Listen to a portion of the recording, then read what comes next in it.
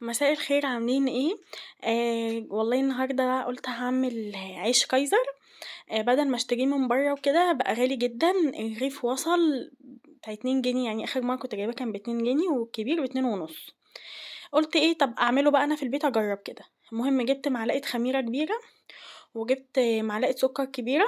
تمام، وحطيتهم في كوباية وحطيت عليهم نص كوباية مية وقلبتهم كويس وغطيتهم سبتهم ايه يتخمروا شوية، يعني اختبر الخميرة. تمام. هشيل بقى كده من الطبق بتاع العجن ده الحاجة اللي انا هستخدمها. كنت مجمعاهم كلهم في الطبق اللي انا هعجن فيهم عشان منساش حاجة. تمام، وطبعا كنت مدفية مية اللي هي في الكنكة ديت عشان اعجن بيها. جبت حوالي نص كيلو دقيق وحطيتهم في الطبق كده. تمام، انا لسه هكمل دقيق تاني، بس كنت باخد اللي انا كنت فاتحاه وبعد كده هفتح بقى واحد جديد. تمام. جبت حوالي نص كيلو دقيق وقلت بقى ايه هجرب فيه كده العيش الكايزر، وبصراحة طلع جميل جدا جدا وموفر كمان عن اللي احنا بنجيبه من بره. تمام. دوت لبن بودرة. هحط معلقتين كده من لبن البودرة، حوالي معلقتين كبار. تمام. برضو لبن البودرة دوت هيديله طعم كده حلو وطراوة من جوه. حطيت عليهم معلقتين سكر كبار ورشة ملح. يبقى هنا نص كيلو دقيق عليهم معلقتين لبن بودرة عليهم معلقتين سكر كبار ورشة ملح. تمام. ومعلقة كبيرة من البيكنج باودر. اهو بصي، يعني دي حوالي معلقة كبيرة من البيكنج باودر. تمام، برضو البيكنج باودر هيدي فرق طبعا في الطعم وفي التسوية وفي كل دوت. هنزل بقى عليهم بالخميرة. بصوا الخميرة بدأت ان هي تخمر وتعلى ازاي. هو كده خلاص، كده الخميرة ديت كويسة هتخمر معايا العيش بسرعة. وهبدأ ان انا اعجن وانزل بقى بالمية الدافية ديت واحدة واحدة، وافضل اعجن كده فيها لحد ما ايه العجينة تلم معايا وتبقى طرية كده وما بتلزقش في الايد. والطبق اللي انا بعجن فيه يبقى نضيف من جوه، ما يبقاش فيه دقيق ولا فيه بواقي خميرة لازقة في الجناب ولا اي حاجة. هنا العجينة هتسيح مني شوية لان انا هاجي في الاخر هزود المية قوي، هتسيح مني شوية. هقول لكم بقى انا هعالج العجينة اللي ساحت مني دي ازاي. تمام، عشان في كذا حد قال لي عشان انتي بتعرفي تعجني فبتظبطي العجينه. والله يا جماعه مش عشان كده، انا العجينه المره دي بجد سحت مني. فانا هقول لكم بصوا اهي بقى، بصوا بدات تعمل معايا ازاي. هقول لكم انا هعالجها ازاي لما ساحت. تمام. هجيب حبه دقيق وهحطهم عليها وهبدأ بقى ايه ان انا اعجن الدقيق مع العجينة اللي انا كنت عاملاها اللي هي الساحل ديت علشان تلم مني. تمام. هقوم جاي ابدأ بقى ان انا احط الدقيق حبة بحبة، وكل لما الاقيها لسه ما لمتش وبتلزق في ايديا زي ما انتوا شايفين كده هبدأ ان انا ايه ارجع احط لها دقيق تاني. تمام. بصوا انا هنا بحاول المها، بس هي فعلا المية زادت مني فيها قوي. بصوا بقى انا هبدأ ان انا اجيب بقى الدقيق وحبة زيت كده، برضو الزيت بيلم العجينة حلو وما يخليهاش تلزق في الايد. تمام. هجيب كده، هجيب حبة الدقيق اهمت وهقوم جاية بقى حطاهم عليها وابدأ بقى ايه ان انا اعجن كده لحد بقى ايه برضو ما كله كده يدخل في بعضه وتتعجن وتلم معايا كويس. انا عايزاها طرية وما تبقاش ملزقة، بس هي تبقى طرية لما اجي اشكلها وكده تتعمل معايا بسرعة. اهو احط عليها شوية زيت. تمام، وهعجن بقى عشان برضو ايه ما تلزقش في ايدي. ماشي يا جماعة، والله انا برضو زيكم العجينة بتسيح مني عادي يعني، بس مش كتير بصراحة، يعني هي مرة كل فين وفين ممكن العجينة ايه تسيح مني.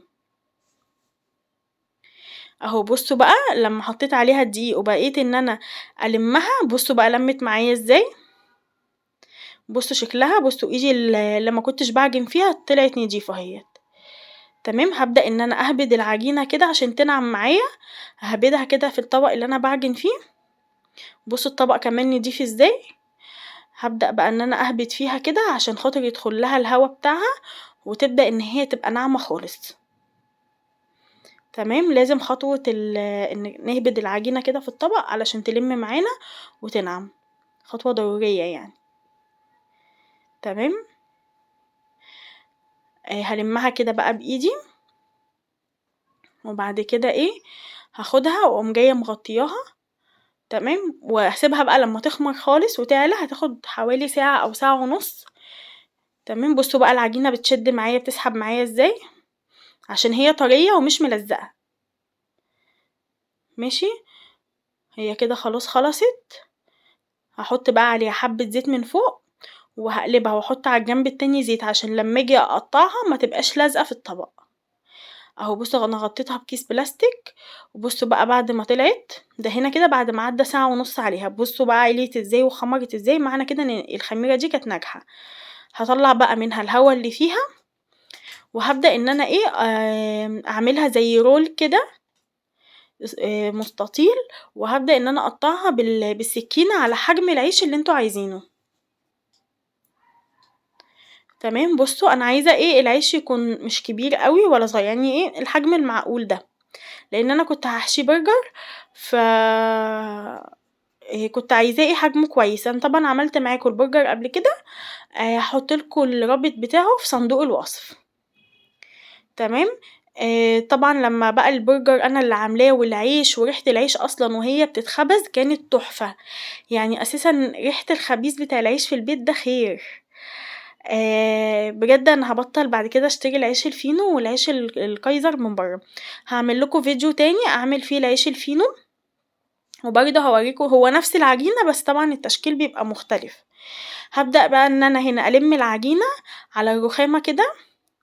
تمام، هاقطّعها كلّها أحاول تبقى كلّها مقاس واحد، وهالِم العجينة على الرخامة كده لحد ما تبقى إيه كُرة معايا متساوية. تمام، وهاقوم جاية بعد كده واخداها. هاقول لكم بقى بعد كده هاعمل فيها إيه. المهم وأنا بقى باسويه وكده، لأ الطعم بجد مختلف جدًا، اللبن البودرة مدّي له طعم. يعني حتى لمّا الأطفال ياخدوه معاهم الحضانة أو المدرسة، أو مثلًا الناس اللي بتشتغل مثلًا تحشيه وكده وتاخده معاها الشغل، لأ بجد الطعم بيفرق. يعني على الأقل إحنا عاملينه في البيت وضامنين هو معمول إزاي، عارفين إيه محتوياته، إيه مكوناته، بنضيف فيه اللي إحنا عايزينه. طبعًا اللي عايز يضيف بيض يضيف، اللي عايز يستبدل لبن البودرة بلبن حليب عادي، اللي مش عايز يحط لبن خالص ما يحطش، ما فيش مشاكل، هيتعجن برضه هيبقى زي الفل. تمام، يعني إيه على قد ما نقدر بنوفّر طبعًا في الغلاء اللي إحنا فيه دوّة. بس والله طلع أحلى من برّه بكتير جدًا، يعني النُص كيلو دقيق عمل لي 10 ساندوتشات عيش. تمام، يعني الكيلو بيعمل حوالي 20 ويمكن أكتر. بُصّوا بقى هنا أنا بابدأ إن أنا ألِمّه كده علشان خاطر إيه لمّا ييجي يعلى ويرفع وكده ياخد شكل الكورة يبقى كلّه متساوي مع بعضه. تمام، هنا أنا كنت بس مغطية العجينة علشان ما تنشفش منّي. بُصّوا بقى الخطوة ديّة خطوة مهمة جدًا، أنا جِبت صاج حطيت عليه ورق زبدة، لو ما عندكوش ورق زبدة ممكن تدهنوا الصاج زيت عادي وتحطوا فيه العيش. هافرد العيش فردة صغيّرة كده. تمام، وهاقوم جاية ملمّاه من الجوانب وإيه راجعة تاني مكوّراه. تمام، هاوريكم واحدة تانية. أهو بُصّوا بافردها كده بإيدي، حطيت حبة زيت بس الأول عشان أبدأ أعرف أفرد عليها إيه العجينة، وهالمّها من ال4 جوانب. تمام، وهاقوم جاية إيه، راجعة تاني لامّة العجينة كده على الرخامة لحد ما تبقى شبه الكورة. أهم حاجة تحاولوا بس إيه تضبطوا إيديكم كده في إن العجين كلّه يطلع مقاس واحد. تمام، أهو بُصّوا بابدأ إن أنا إيه أكوّرها كده بإيدي. هاعمل معاكم إيه واحد كمان علشان تشوفوا إيه وتثبت معاكم. أهو بُصّوا جِبت الجوانب كلّها حطيتها على بعض. تمام، وهابدأ إن أنا بإيديّا كده أقوم جاية إيه لمّاها. أهو وأهم حاجة نسيب مسافة ما بين كل واحد والتاني عشان لمّا يعلى ويرفع ما يلزقوش في بعض كلّهم. هو لو لزقوا في بعض عادي بس إيه ما يعني كده الشكل بيبقى أحلى يعني. تمام، أهو بُصّوا كل أمّا يعني ما نفردش العجينة لآخرها، ما نخلّيهاش سمكها رفيّع، لأ يعني فردة كده صغيّرة ونرجع ونلم الجوانب عليها ونرجع نلفّها تاني.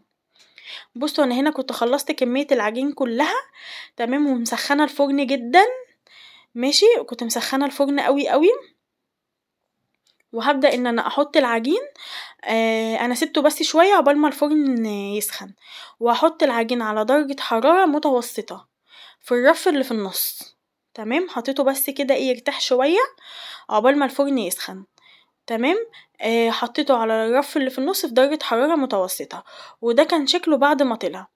بصوا بقى شكله عامل ازاي، وكمان انا هفتحه معاكم من جوه وهوريكم شكله. بصوا تحفة تحفة بجد، وريحته جميلة وخلى ريحة البيت اساسا تحفة من ريحة العجين بتاعته. يا رب تكون طريقتي عجبتكم، ويا رب تجربوه وان شاء الله باذن الله هيعجبكم، هيوفر معاكم كتير جدا. ولو اول مره تشوفوني اضغطوا شير ولايك وسبسكرايب للقناه، لقناه سوسو في المطبخ. وده كان شكله بعد ما خلص. اهم حاجه اول ما العيش يطلع من الفرن نغطيه بحته قماشه عشان يبقى طري.